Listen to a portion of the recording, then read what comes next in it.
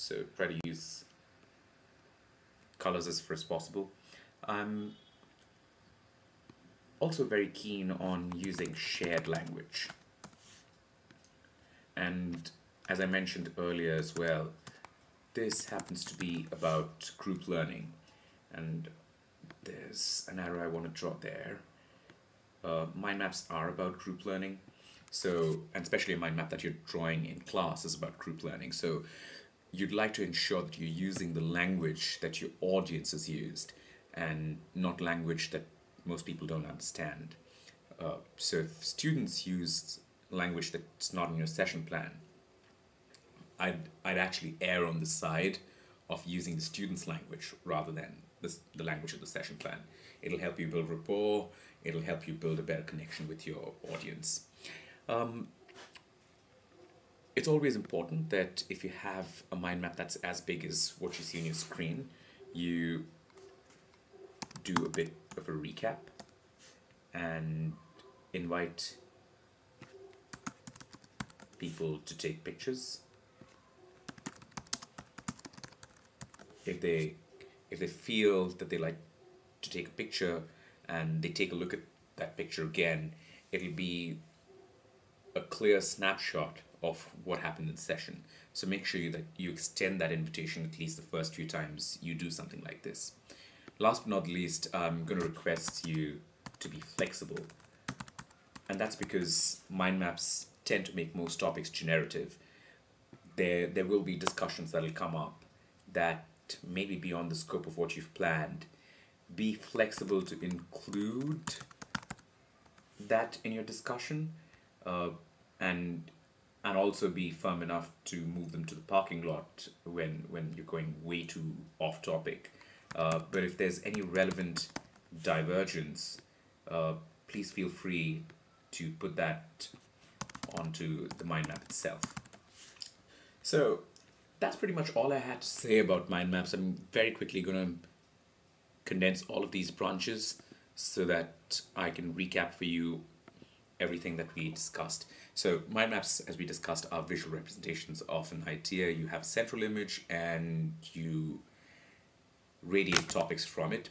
You can use it for brainstorming, project management, to-do lists, knowledge management, training, presentations. It helps you build your productivity and helps you create really good clarity around complex topics, and helps you deal with anarchism.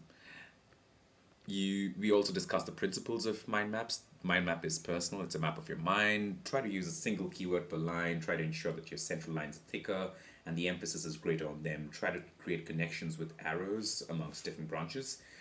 And make sure you use colors, codes, variations, and a personal style. And I'll also go ahead and take the liberty of putting images in there. Try to ensure that your line length is equal to your word length. I have kind of flouted that rule here, but again, as I said, it's more of a convention than a rule. Keep making your mind map look as pretty as possible because you'd like to build a connection with it. So mind maps, why do we want to use them? It's because it's a radiant thinking mechanism versus linear thinking that computers and robots do.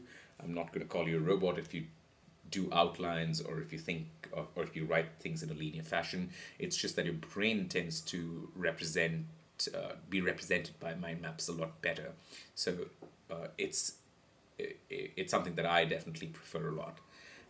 Mind maps help you build shared understanding around the progress. It helps you make your progress visible.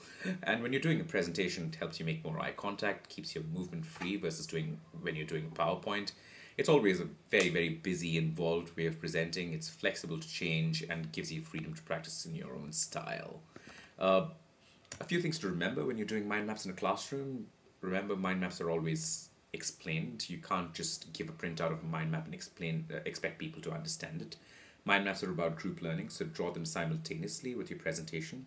Make sure you have some kind of chronology, either with clockwise order or with numbers, and ensure that you have a large space so that you can join two whiteboards and actually draw the whole mind map on all of those two boards, as I showed you in the examples.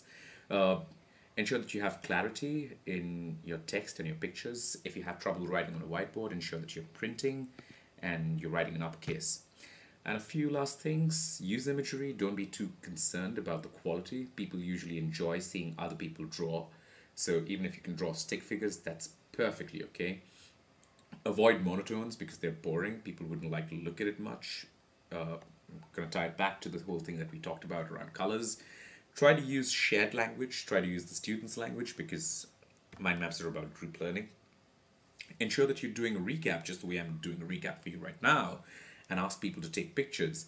I'm not going to be able to ask you to take pictures, but you've got the screencast with you, and you're going to have the opportunity to actually take this mind map and download it from where I'm going to put this screencast.